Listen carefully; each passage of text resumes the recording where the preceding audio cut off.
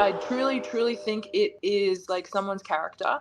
So for me, I was an electrician beforehand. So I've worked on live wires, which is like instant death. So things that can be quite crazy. And I do think it's just like, obviously, I think people find out where they're the most calm. People want to do something that they're good at. Like, that's just the truth. You can do something that you're not good at, but as a job and where you fall into, you're generally doing something that you're naturally good at or have worked hard to be good at. And I think certain environments allow people is like where they shine. Like, okay, I had a friend who was a bodybuilder. He would like shortest fuse ever, but put him in a kitchen where it's a high, intense situation, and he was like the calmest person while everyone else around was freaking out. So for in and out of the ring, I think it's definitely comes down to a personality trait type thing. Like for me, you can tell I'm very like kind of crazy, but also very like, I'm actually intelligent in here, guys. I'm really sorry. I just play it off. I just like to have fun. But I think that's definitely the first thing. Like, it's super chaotic in there, but for me, like the squirrel in that Disney Over the Hedge, like when they give him a can of soft drink and he's just like everything's slow motion. Like for me, as soon as it's like becomes real life, like when something's real life danger, I'm very good. Like, I don't know why, but things will switch on. Amazing. Yeah, things, I don't know. But I guess for other people, when it comes to in and out of the ring, like being able to handle things like that, I think it just comes down to your own like self-awareness and emotional awareness and your tools. Like everybody, they talk about rituals and everyone's like, oh, I don't do that. Well, evidently you kind of do, like whether you're putting your headphones on, whether you're needing to write down things, whether you need 30 people around you during fight week. I think you find out what brings out the best in you, because a happy fighter really is a dangerous fighter. And I think that's the same as when happy wife, happy life, like you have all these similarities. Like, I think when you're the happiest, people can get the most out of you and you can get the most out of yourself. So I think a tool for people, whether they are a fighter or not, is just trying to figure out, one, their triggers, two, how they control them, whether it's like having some self-isolation, allowing yourself to process something, writing it down in a journal, listening to music, reading books, talking with friends, dancing, working out. Like, find your own like tools, and these tools also become meditation. Going for a walk, playing with your dog, being with your kids. These are all like tools that you can use that can also help you to like just either calm your emotions, bring yourself back to awareness. Because sometimes when there is a problem, whether it's like in the ring or out of the ring, when there is a problem, that you never solve the riddle like in that same state. So like you've lost your car keys, and it's always in the last place you're looking. No, it's generally like when you're not looking that you find it. So sometimes just by stepping away from something, and like just chilling out, being in nature. Like I said, I've rattled off a small list of things that people can do, just to allow them to stop thinking about the problem and actually solve the problem. It's hard to do.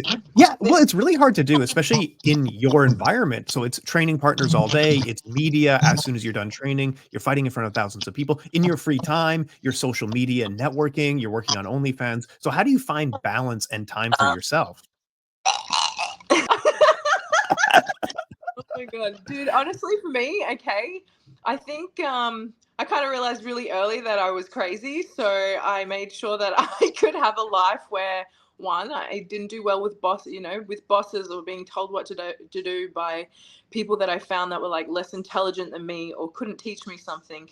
So I ended up being an electrical contractor and getting my own contractor's license, even as an electrician. And then when I went into thermography, I'm literally doing reports where I'm telling people, hey, like, this is broke. You get me? Like, so I kind of knew this about myself. And for me, like, where do I find like the calmness in it all is I genuinely like love all parts of my life. So even this to me is not work. The hardest part was remembering to put it into my diary and make sure that I was like, when I woke up from my nap after sparring, I was like, I did that thing, you know, and looked straight in, and I was like, oh my gosh, I'm so glad I remembered to look into my phone. Like that, to me, that's the hardest part, because that's just because, yeah, I do have like a million things. So a diary and having different pens for coding, whether it's outside interactions is green, you know, like having all this. But that's for me, like that might not work for someone else. Tracking my red is tracking my weight, like, and even then, I don't know, you've got like I've got a million types, but that's just how my brain works. I think that's from being an electrical fitter mechanic. I compartmentalize, I problem solve. And as an electrician, like, we don't stop problem solving, like any of the tabs. It's like they continuously run, and then, you know, you could wake up at 1 a.m. and be like, I solved it, damn it, you know, and that's like for anything. So for me, like, where do I get like a break? It's during training, to be fair. Like when I'm actually getting to train, and if somebody takes like that part away, because that's the best, to me, that's the best part. Like I can, you know, sometimes I don't, yeah, we can be introverted and blah, blah, blah. But I'm also understand, like, I'm super thankful. So I love that someone you message and go, hey, I think you'd be great to talk about this. I'm like, oh, thanks. That's really nice. You get me? Like, yeah, me. I think that's amazing when people want to choose you. Guess what? There will come a day where people are going to stop wanting to talk to you. Relativity. So yeah, for me, it's training, like getting to train, and then the actual moments of getting to perform. I think, which of course, you know, that's a very rare drug to find. That's the random like thing to find.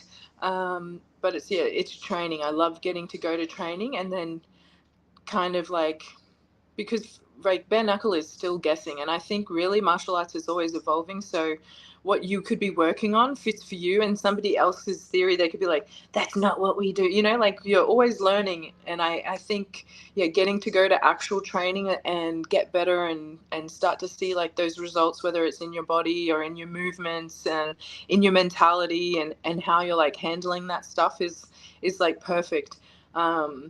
Yeah, for me, when somebody takes like that funness away, like in football, which led me to like stop playing American football. I was an all-star defense. Like I was one of the superstars, you know. What stops me wanting to play? I could put up with all the bull. I could put up with not us, like him keeping all the money. I could put up with all of the girls, like how horrible they could be at times, like having to work for free constantly. I could do all of that because I got to play and like got to do something I loved at like a crazy, crazy level.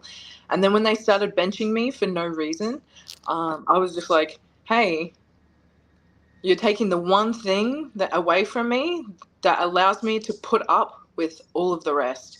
Now, the other girls might do that because they're still getting camera time. And I was like, but I'm out. So that's when I walked, you know, I walked after talking with Misha Tate, actually, and said, hey, like, this is kind of what they're doing. Like, what do you think? And, you know, that's when she got me to be a fighter. And, you know, I kind of tackled that. And I guess now if I have someone kind of like in my space while I'm creating my paint, which is training and trying to figure out the next move and what sort of footwork drills should I do? Oh, one of my okay, we just had Shara Bullet here. I know him from Phuket. Of course, as soon as I see my friend, I'm like, ah, yes, you know, like he's the best striker in the world. Of course, I'm going to be like, can I please watch? Like, can I please watch you train? Can I please watch your guys' footwork? Like, how are you guys stretching? Where are you guys getting your stretching from? You know, I geek out and I absolutely like love that stuff, especially because for me, like, one, I've seen them all in Phuket, like where we're dirty and nobody cares if you got money or no money or millions of dollars. Like everyone's equal, but like when they're just as passionate and like obsessed with it all, like I live for like those moments. And I think that's what everyone else should be doing, like in general in their life, whether it's, you know, the stress of just life, is finding like those small things that like bing, like make you feel super alive. Because once you found that, like you just you throw it a log. Like I was like, I'm reliving the memory of getting to go learn from like, this great, amazing striker. And then it just, now I'm like, I gotta go learn. I gotta go punch something. I think that's the key to life. I think that's the key to like getting closer to God or getting closer to the universe or whatever else, like whatever you're believing in. I think like the purpose is expressing ourselves and finding the tools to allow us to express ourselves more, because that is your art. Like, I don't really overly like painting. I think, I see everyone, they're like, do you want to come to this paint and sip thing? No, mate, you're talking to the wrong person over here. Like, are we splattering someone's blood over this? And they're just like, and I'm like, yeah, see, like I said, we are definitely different people. I'm like, and then you realize you're like, wow, that was a really weird thing to say to people who have, you get me? Like, oh God, gotta go. But yeah, for me, I think when people kind of start to disrupt things that like I mine to do by myself, that's when I can like get off the Richter, because I'm just like, ugh. Oh my God, I'm going to lose my shit. How do I handle those moments? Isolation, because it allows me to process of how can I approach this to fix it. So hence why I said like the only way sometimes to like get through a problem is to like take yourself out of it, not think about it, keep doing a million things till you find something that allows you to not thinking about it. And yeah, it's the corniest thing, but like really that's how the answer comes. Well, that's what works for me anyway. Yeah. I'm sure if you put me like in an office, I probably don't know if I could handle any situation. Actually, I think, like some people are born leaders. I even in football, they were like, hey, Tai, we've decided you can be team captain. Now, I knew we had some girls from America and that like they were going to lose their shit. And I was like, I don't need it. I was like, you need to give it to this person. I said, just for the sheer fact that of how it is. And they're like, this is exactly why we want to make you team captain. And I was like, you're not listening to me. As team captain, I'm not team captain, And I was like, yep, they've listened, sat me down, gave me team captain, and everything happened as it should. And I came back a week later and I was like, I told you. And then like, and for that, we're still leaving you as team captain. And I was like, guys, I don't need this badge. I don't need the badge to be the badge. I'm like, they need the badge to exist. I don't need the badge. People are going to come to me anyway, so it doesn't matter. I don't know. I did actually think about this question because I was like, mental stuff. I think fighters, they're such like gentle, like everyone thinks we're like big scary things, and I actually feel like fighters are the most emotional, and I think we're also the most fragile as well. I don't know why, but in what I've learned is like we're the most fragile things, as well as like the best of the best. We've got the strongest mentality. We've survived things in our life, like what Hamzat survived war. I've survived a crazy childhood, and being the first woman to do all these other crazy things. Like you see all these like people's stories, and you understand like, hey, they've survived something super unique, and mentally they're super strong. But I do think that every fighter, because we express ourselves in the most purest primal form, we're also very fragile. One thing I don't think as athletes like that they talk about, and this stems down to the normies when they're taken out of a job or something, but like full injury time, like when I had tore my ACLs, I think that was probably the craziest thing. They talk about like identity crisis and, you're not a football player or a fighter anymore. Who are you? I never went through that type of stuff. I just thought, I got to get to the gym, mate. Like, shut the fuck up. I got to go do this prehab and rehab, Like, I never thought like that. I was just like, I'm okay. I'm like definitely upset because my goals are now like 12 months away, and like I now have to write down a different schedule. Like this one's the weeks. Like I've got to write down a different schedule and reprogram everything back.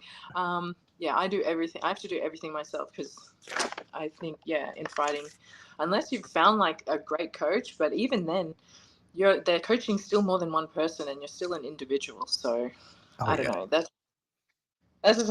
I'm a fire Pokemon. So unless you want to train me for the fire Pokemon that I am and make me the best fire Pokemon, You know, like I don't think you can train me, so get out of here. I love it. So it's almost like you're saying, like, I feel pushed down by a lot of people. I don't want to be told what to do. I need to live by the notebook. But in the ring, in training, I am able to express myself with full freedom. Full freedom. That's even, I got asked on the bus, he's like, what's your game plan, Ty? And I went, no game plan, man. I'm like, I don't know what I'm going to do. I don't know. I never know. You know, Okay. The only time I tried to even listen to people was when I got poisoned in the second fight, and then was getting my fingers snapped and having all this crazy stuff happen. And I was like, bro, are you going to say something? Because this is just my second fight. I don't really know like what you can and can't do. And so I'm kind of leaving that up to you guys. You get me? Like, that was probably the confusion where, yeah, I learned in my second fight. I was like, I ain't listening to no one no more. Like, I get mixed up with a lot of boxing coaches, and they're like, oh, you need to like do this and this. And I'm like, this isn't a boxing fight. This is just like go in there and kill someone. So I want to I want you to teach me the skills, but in the end, I'm going to get in there, and whatever comes out is going to come out. So, especially in bare knuckle, you don't know, you might hit the wrong part. Maybe you've timed something. Maybe I thought I was going to get the jaw, so I put a bit more power on it, and then she ducks her head. You get me? And then you're like, well, that was a calculation, definitely not done, you know. And you're still having these conversations as it's all slow-mo. So you get me? Okay, when I punched this girl's nose, when I punched Carissa's nose, I had enough time to be like, I was like, ew, what was that? You get me? I was like ew. I was like, ew, something squishy, you know, like, ew. And I was telling my mate, I was like, you know, when you're little and you like nearly accidentally step on those little lizards, or you like accidentally like push a little lizard and you feel that little like, and you're like, oh no, I killed it, you know? Like, I had a moment where I was like, oh, and then I was like, oh, bad bitch once again. That's awesome. I love that so much. Yeah, a lot of women that I've known, well, people who in the office are like, don't tell me what to do, I'm in charge here, almost have the opposite of like, but in the bedroom, I need some bondage. I need someone to tell me what to do in the bedroom. Do you find that to be true? Hey, look, okay, in my world, yeah, I'm a boss. I'm very like, okay, I was the first female electrical contractor, you know, I ran my own business. I've done all of that. But at the end of the day, I'm a woman, like, and maybe other women are different, but I'm very traditional. So I want to be submissive to our man. And he has to be our man and my man. Like, I'm not going to submit to someone who's not my man. Like, you get me? Like, some men think that there's these rules where you have to be like that. And I'm like, buddy, yeah, I fucking could kill you with my bare hands. Like, already, this is what you're bringing out. Like, you should definitely go away. But yeah, my hands, my vagina will destroy you. Both of them could wreck you. No, she wouldn't come near you. Get away. She's telling me this is her voice. You know? Whiny bitch. Whiny bitch. No, I'm definitely super submissive to a real man. You feel like, I don't know, for me, I feel when that happens, because I get to turn super girly and I kind of like just switch off. And then if somebody does something around me, in my head, I'm just like, he will take care of it. Like, that person just touched me. He's going to take care of it. I don't even need to like worry about this. You know, like, that's how it should be. And that's like, maybe I'm super toxic or something. I don't know, but they have to definitely protect me. And I think, hey, maybe for women, I think, I don't know, this part, because I've been single, you know, like for a million years. Everyone's kind of says, you know, when the men have kids, they become like these better fighters because, you know, they got something to fight for and stuff. And I still don't know whether women or whether people, when they do get like a real partner, and I don't know if that makes like a good fighter. I don't know yet. I don't know if me becoming like softer would like ruin me as a bare knuckle fighter, or maybe it would allow me to like chill out because my nervous system would be better. I'll get back to you on that one in a few years, eh? But I think it's a similar effect of like in the bedroom. What we're talking about is being someone very controlling, but there's freedom in that surrender of just like, I'm totally free here. Surrender, because there's freedom in being submissive and safe, you know? Yeah. Like, okay, they're choking me, but I'm not going to die. But you know? Yes, I do. Yeah, definitely. I definitely super agree with that, especially for me. Like, I don't know. I've definitely heard a couple of the other fighter girls or in the female football locker room. They are not that at all. They're like, I don't know. They're wearing strap-ons and stuff. I just was like, whoa, hey, no kink, hey, no kink shame here. no To each their own. I never kink shame people. I'm if anything, I'm like proud of them for finding, random however you've stumbled across this is probably going to make a great drinking story later, but you have to go win a world championship now. So let's we're like, good hustle, break.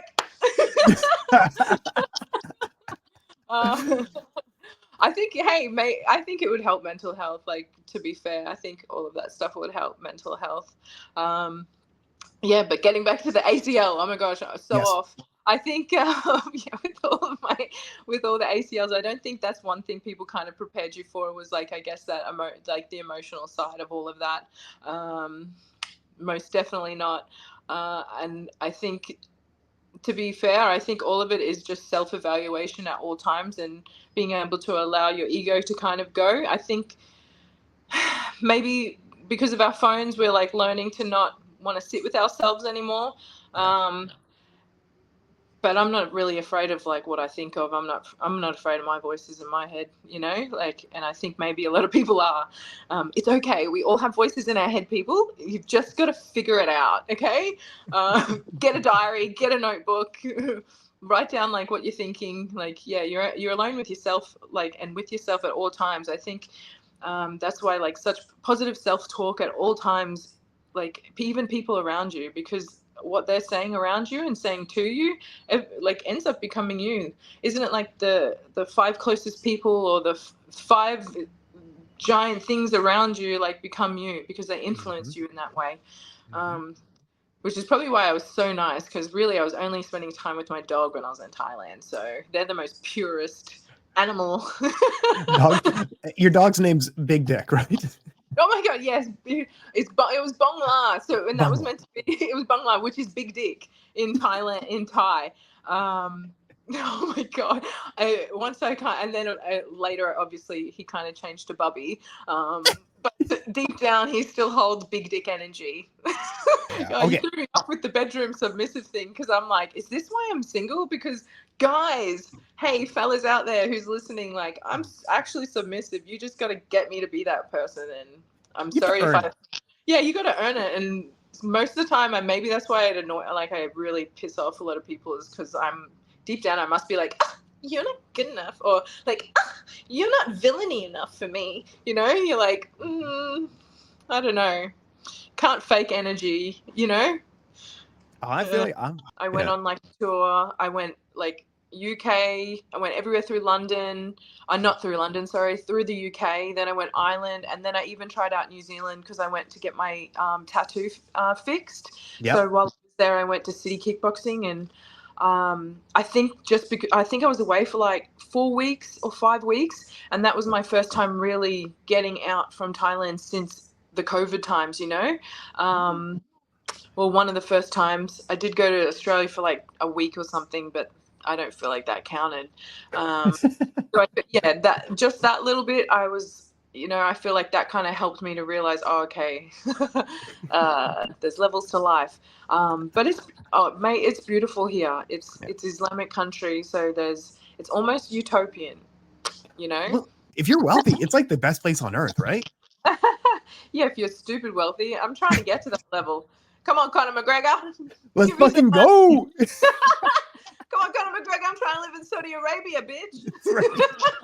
I'm trying to be Saudi rich. They asked me that multiple times. They said, would you think about moving to Japan and helping to build the bare knuckle scene over here? And I was like, of course. That would be crazy to not like want to be in a country that literally wants to like help build your legacy, and like stamp your ground. I was all for it. I think the best answer I had, because they're like, you're in Ryzen, you're in MMA, you can do boxing, you're bare knuckle. Where do you want to end up? And I said, sometimes it's not what we love the most, it's who's going to love me the best. And that's kind of like what it ends up being, I think, in the fighters world. although I truly believe like I really, really, really, truly believe I was born for bare knuckle. Like even today I got up kicked in a boxing round and then kicked in the head, and I just kept walking forward, and then I'm in my head I was like, you're gonna need a bullet, you stupid bitch. No, I was like, calm your farm. But yeah, I think when you remember, like you think of stuff like that, you're like, I'm really designed for this. Yeah. Couldn't I have been designed to like do something else? It's like, oh, what's your favorite? What's your best skill? It's like I can get punched really hard and nothing happens to me. Like. But I remember you talking about like skin to skin. It made such a difference fighting from like amateur Muay Thai. When that skin touches, it's a different world, right? It's totally different, and how like someone reacts. It's crazy. Like it's almost like, okay, when you're getting spotted and all of a sudden they're not actually doing anything, but they're just touching on it. But it feels like this magical thing where you're like, and you're kind of yelling at them like, take off the weight, don't push the weight. And they're like, I'm not doing anything. But it's still just the fact that somebody's little fingers have touched this bar and are spotting you. That's a good spotter, everyone. Like, don't push the weight. And I think like that same sort of theory happens as well when you put on gloves. It's almost like people think I'm invincible, like I can kill. And I guess like, yeah, one, you do have to be a different sort of character to go into bare knuckle. And I think you've had to play imaginary you've had to play imaginary way better than the other people where you're like, I don't need gloves to feel powerful. Yeah, it's just crazy how like people they think they're ready for bare knuckle, and then when they do bare knuckle, they realize they're really not. I think Luke Rockhold, that fight versus Mike Perry was the perfect example. Luke Rockhold is a true martial artist. We cannot take that away from him. He has done amazing things in his chosen sport. So it's not like, although, as like a bare knuckle person, I'm kind of watching and you're kind of like, I would divorce you if you were my man. But, I want the baddest man. You get me? Like, but that's me. Like, I'm sure Luke Rockhold's multiple women are all like, that's my man. He gave up, like, But on the flip side, have you met the guys at the top of BKFC? Like Tony Soto is like, that's not the guy for anyone, Yeah. No, I haven't met him. These guys are wild. Yeah, they are kind of crazy. Like, it's funny how you start like even when you start chatting, like I'm chatting with a couple of the girls and the guys, like you just kind of click straight away, and I always tell people, I'm like, as you get older, the more true you are to yourself, the easier it is to like find your right people. And I think like that same theory happens like with sport, like where you end up. And I think now, like, we were that one kid in the playground, and then you go out into the world and you realize, oh, there was other kids who would have been the same as me in the playground. We just were all scattered throughout the universe, like as it should be. And fortunately and unfortunately, they've now given us a playground. So they're just throwing us all in there. They're like, do whatever you want. And we're like, really? Oh, you're like, yeah, I love bare knuckle. I love bare knuckles too much. Make sure to subscribe to the LowKickMMA YouTube channel for all the latest news, event previews, and interviews with some of the biggest stars in MMA.